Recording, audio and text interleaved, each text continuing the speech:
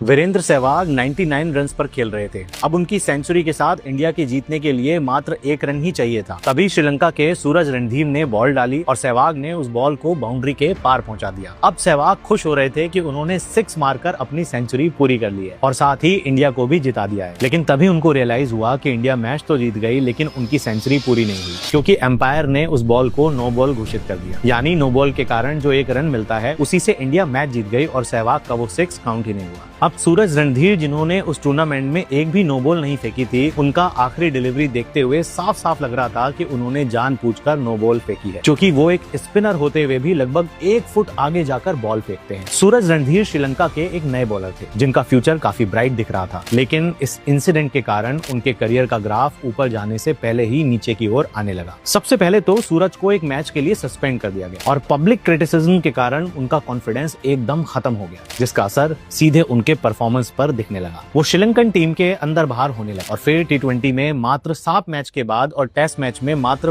12 match के बाद ही उनको रिटायरमेंट लेना पड़ा। 2012 में 2 फॉर्मेट से रिटायरमेंट लेने के बाद उनका पूरा फोकस ODI पर था, लेकिन वो कमबैक ही नहीं कर पाए और 2016 में उनको ODI से भी रिटायरमेंट लेना पड़ा। 2012 से 2016 के बीच वो मात्र 4 ODI मैच ही खेल पाए। इंटरनेशनल क्रिकेट से रिटायरमेंट के बाद वो अपनी फैमिली के साथ मेलबर्न शिफ्ट हो गए और आज के टाइम पे वो सूरज, जो एक टाइम पर श्रीलंका को वर्ल्ड कप के फाइनल में रिप्रेजेंट कर रहे थे, उनको अपना घर चलाने के लिए ऑस्ट्रेलिया की सड़कों पर बस चलानी पड़ रही है। दोस्तों ध्यान रखिएगा, गलत नियत से की गई बेईमानी का फायदा कुछ पल तो होता है, उस समय शायद आपको उससे फायदा मिल जाए, लेकिन उसका फल कई सालों तक पीछा नहीं छोड़ता और आपको बर्बाद तक कर देता है। इसलिए अपने काम की रिस्पेक्ट कीजिए, किसी के साथ छल कपट मत कीजिए। उसका फायदा हो सकता है आपको अभी बहुत बड़ा लगे, लेकिन उसका फल शायद आपकी पूरी जिंदगी बर्बाद कर सकता है।